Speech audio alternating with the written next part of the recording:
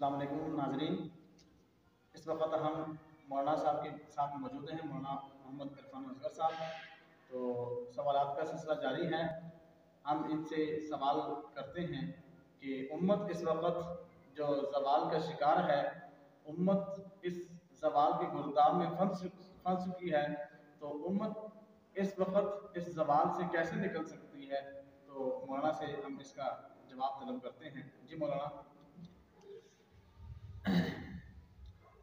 ناظرین، مولانا فاروق صاحب نے سوال بہت ہی اہم کیا ہے اور بہت ہی فکر انگیز سوال ہے۔ واقعتاً امت جس میں ہم سب لوگ شامل ہیں اور پوری دنیا یعنی دنیا کے ساتوں بر اعظموں میں ہر ملک کے اندر مسلمان پھیلے ہوئے ہیں، اسلام پہنچ چکا ہے ہر جگہ پر، اور مسلمان تقریباً 2.5 ارب سے زائد تعداد میں موجود ہیں، لیکن اس کے باوجود کہیں پر بھی مسلمانوں کا اجتماع نظر نہیں آتا۔ اجتماع کا معنی کیا ہے؟ بحیثیت ملت، بحیثیت قوم اور بحیثیت امت مسلمانوں کا عروج جو تھا وہ ہمیں آج نظر نہیں آ رہا، بلکہ عروج کی بجائے زوال کی طرف ہم جا رہے ہیں۔ تو اس کا جواب دینے سے پہلے میں ایک جملہ عرض کرنا چاہتا ہوں۔ وہ جملہ یہ ہے کہ آپ جہاں گرے ہیں اس جگہ کو نہ دیکھو، بلکہ جہاں سے پھسلے تھے اس جگہ کو دیکھو، کیونکہ جس جگہ انسان گرتا ہے بسا اوقات وہاں پر فیکٹر نہیں ہوتا، وہاں پر سبب نہیں ہوتا گرنے کا۔ گرنے کا سبب مولانا وہ ہوتا ہے جہاں سے انسان پھسلتا ہے، اور کیونکہ جب انسان وہاں سے دیکھتا ہے تو انسان کو اصل سبب نظر آتا ہے، پھر اس پر انسان غور و فکر کرتا ہے تو انسان کے اٹھنے کے اور آگے بڑھنے کے چانس بڑھ جاتے ہیں۔ اور یہی حال جو ہے وہ امت کا ہے، کیونکہ افراد کے ہاتھوں میں ہے اقوام کی تقدیر، ہر فرد ہے ملت کے مقدر کا ستارہ۔ تو امت کے گرداب سے نکلنے کا ایک ہی طریقہ ہے، ایک چیز ہے جس کو مضبوطی سے تھام لے تو امت تمام طرح کے مسائل سے نکلنا شروع ہو جائے گی اور وہ لائن پہ آ جائے گی، راستے پہ چل پڑے گی، صراط مستقیم پہ چل پڑے گی۔ اور وہ چیز کیا ہے؟ وہ ہے قرآن پاک اور جناب نبی کریم صلی اللہ علیہ وسلم کے فرمان اور آپ کی حدیث۔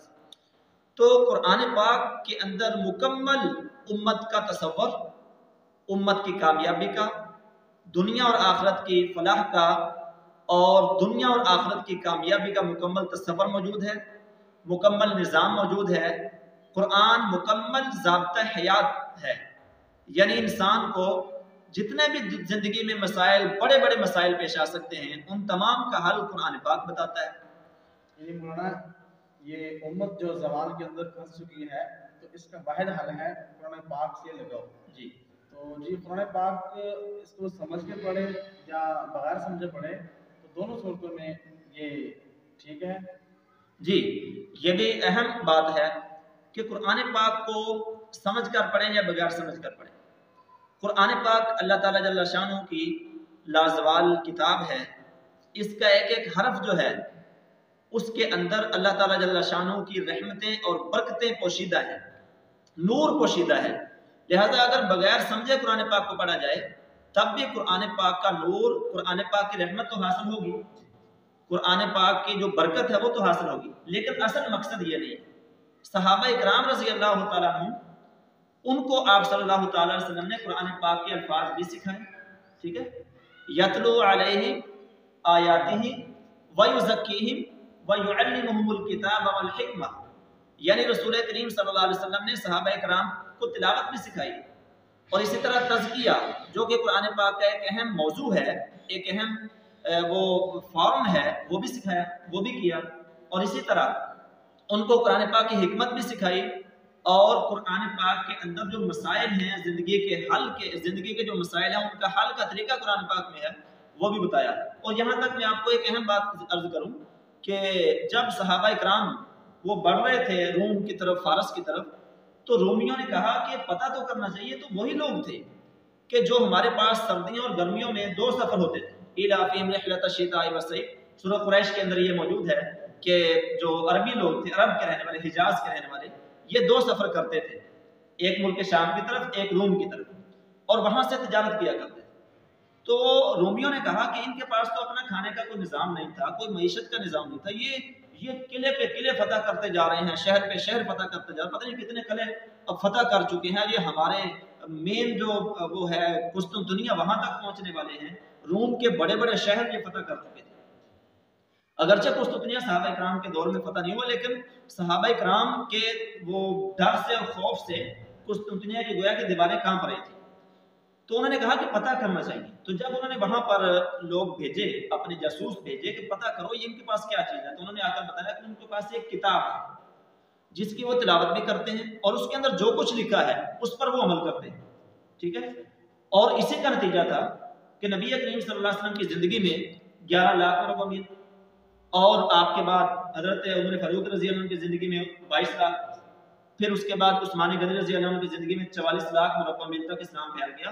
اور آج کل کی حکومت نہیں، بلکہ ایک مضبوط اور ایسا سائبان جس میں مسلمان کافر ہر طرح کا آدمی جو ہے وہ اس کی جان بھی محفوظ، اس کا مال بھی محفوظ اور اس کا ایمان بھی محفوظ تھا۔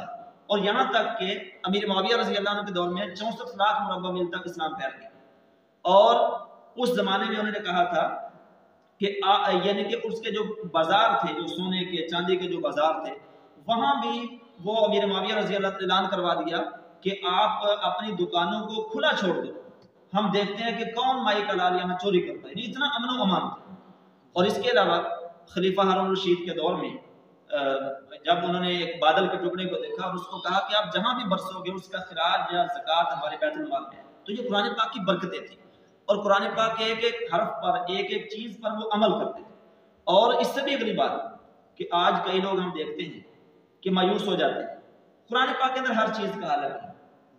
آپ یعنی کہ مولانا بھی پڑھے ہوئے ہیں، ان میں سارا نظامی کیا ہے قرآن پاک کی تفسیر۔ اللہ تعالیٰ جل شانہ مسلمان کو کبھی بھی مایوس نہیں ہونے دیتا۔ قرآن پاک کا یہ اعجاز ہے کہ جو بھی اس کو پڑھتا ہے اللہ تعالیٰ جل شانہ اس کو مایوس، یہ دنیا کی واحد کتاب ہے کہ جس کے پڑھنے سے، بے شک سمجھ کر پڑھو یا نہ پڑھو، اس کے پڑھنے سے انسان کو ایک سکون ملتا ہے، جو سنتا ہے اس کو بھی سکون ملتا ہے۔ تو جب ہماری زندگی میں آ جائے گا تو اس وقت کتنا سکون۔ اگر ہم اپنی عدالتوں میں، اپنے اداروں میں، پارلیمنٹ میں اور اسی طرح اپنی معاشرت کے اندر قرآن پاک کو لیں، قرآن پاک کے مطابق ہماری عدالتیں فیصلہ کریں، قرآن پاک کے مطابق ہماری پارلیمنٹ چلے، تو انشاءاللہ یہ امت جو ہے وہ زوال سے عروج کی طرف سفر شروع کر دے گی۔ اور ہم خوار ہوئے تارک قرآن ہو کر، واقعتاً وہ لوگ تعداد میں کم تھے لیکن قرآن پاک پر عمل کرنے کی وجہ سے وہ دوسروں پر غالب تھے، وہ کمزور تھے لیکن وہ طاقتوروں کے اوپر غلبہ رکھتے تھے، اور ان کا وقار تھا، ان کا رعب اور دبدبہ تھا، تو قرآن پاک کی وجہ سے۔ امام مالک رحمۃ اللہ علیہ فرماتے ہیں کہ اس امت کا عروج بھی قرآن پاک پر عمل کرنے کی وجہ سے ہے، اور اس کا زوال بھی اس وقت ہوگا کہ جب قرآن پاک کو یہ چھوڑ دیں گے، یعنی جس چیز کی وجہ سے ان کا عروج ہے اس کو چھوڑنے کی وجہ سے زوال آ جائے گا۔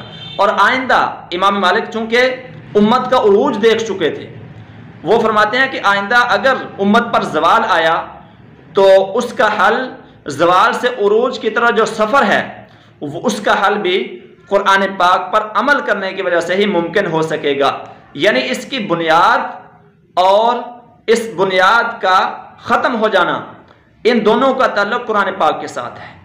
جب تک امت قرآن پاک کے ساتھ جڑی رہی، یہ فاتح رہی، غالب رہی، معزز رہی اور باروقار رہی۔ دنیا کے اندر ان کا بڑا دبدبہ تھا، لیکن جب قرآن پاک کو چھوڑ دیا تو مغلوب ہو گئے، مقہور ہو گئے اور مظلوم ہو گئے۔ ناظرین، صحابہ رضی اللہ تعالیٰ عنہم ہوں، تابعین ہوں یا تبع تابعین ہوں، ان کی زندگی کے اندر قرآن پاک زندہ تھا، ان کی پارلیمنٹ کے اندر، شورا کے اندر قرآن پاک کے مطابق فیصلے ہوتے تھے، ان کی پولیس یعنی انصاف کا جو محکمہ تھا، عدالتیں تھیں، وہاں پر قرآن پاک زندہ تھا، معاشرے کے اندر قرآن پاک زندہ تھا، یعنی ہر شخص قرآن پاک کے ساتھ جڑا ہوا نظر آتا تھا۔ وہ اپنے احکامات، اپنے فیصلے جو ہیں قرآن پاک کو دیکھ کر کرتے تھے، وہ کسی کے اس لیے کسی کے غلام نہیں تھے۔ ان کی معیشت کے اندر قرآن پاک تھا، ان کے گھروں کے اندر، گھریلو زندگی کے اندر قرآن پاک تھا، ان کی معاشرتی زندگی کے اندر قرآن پاک تھا، اور وہ کبھی اس لیے مایوس نہیں ہوئے کیونکہ وہ قرآن پاک سے ہدایت لیتے تھے، قرآن پاک ان کی مکمل رہنمائی کرتا تھا۔ آج بھی قرآن پاک کے اندر مکمل رہنمائی موجود ہے، کیونکہ قرآن پاک قیامت تک کے لیے لازوال کتاب ہے، اور قیامت تک کے لیے مسلمان اس سے قیامت تک جتنے مسائل پیش آ سکتے ہیں ان سب کا حل اس کے اندر موجود ہے۔ تو ناظرین، آج امت کو ضرورت ہے تو قرآن پاک کے ساتھ جڑنے کی ضرورت ہے۔ یعنی جیسے میں نے کہا کہ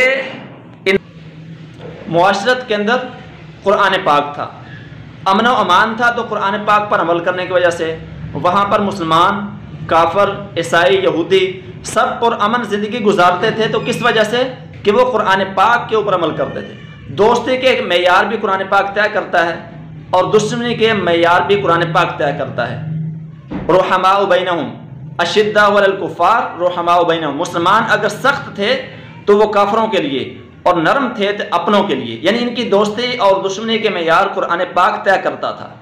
ان کے گھروں کے جو نظام ہیں وہ قرآن پاک کے اندر طے تھے۔ قرآن پاک سے زندگی کے ہر میدان کے لیے رہنمائی لینے والا مسلمان تھا۔ تو اللہ تعالیٰ جل شانہ چونکہ قرآن پاک آسمان سے آیا ہے تو آسمان کی رحمتیں بھی موسلا دھار برستی تھیں، اور زمین بھی اپنے خزانے مسلمانوں کے لیے اگل رہی تھی۔ مسلمان حاکم تھے، مسلمانوں کو سمندر راستے دیتے تھے، مسلمانوں کو صحرا جو ہیں وہ راستے دیتے تھے، ہر جگہ مسلمانوں کی حکومت تھی، اور لوگوں کے دلوں پر بھی مسلمانوں کی حکومت تھی، کیونکہ قرآن پاک کا نزول کیا ہے؟ دل پر ہے۔ نزل بہ الروح الامین علی قلبک، قرآن پاک کا نزول جو ہے وہ دل پر ہے، لہٰذا جہاں پر قرآن پاک آتا ہے اور اگر حکومت کے اندر قرآن پاک ہو تو لوگوں کے دلوں کے اوپر وہ حکمران حکومت کرتے ہیں۔ ناظرین، دوبارہ مسلمانوں کو ضرورت ہے قرآن پاک کی طرف لوٹ جانے کی، قرآن پاک کی تلاوت، اس کو سمجھنا اور اس پر عمل کرنا اگر مسلمان شروع کر دیں تو دوبارہ آہستہ آہستہ عروج کی طرف جا سکتے ہیں۔ ہم معیشت کے اعتبار سے کمزور ہیں، ہم طاقت کے اعتبار سے کمزور ہیں، لیکن ہمارے پاس سب سے بڑی دولت جو ہے وہ ہے جو اللہ تعالیٰ کائنات کو پیدا کرنے والے نے عطا کی ہے، وہ ہے قرآن پاک۔ اگر ہم اس پر عمل کرنا شروع کر دیں تو دوبارہ مسلمانوں کا عروج کا جو دور ہے وہ آ سکتا ہے۔ اللہ تعالیٰ جل شانہ مسلمانوں کو دوبارہ، مجھے بھی اور ہم سب کو ناظرین، قرآن پاک کی طرف لوٹنے کی توفیق عطا فرمائے۔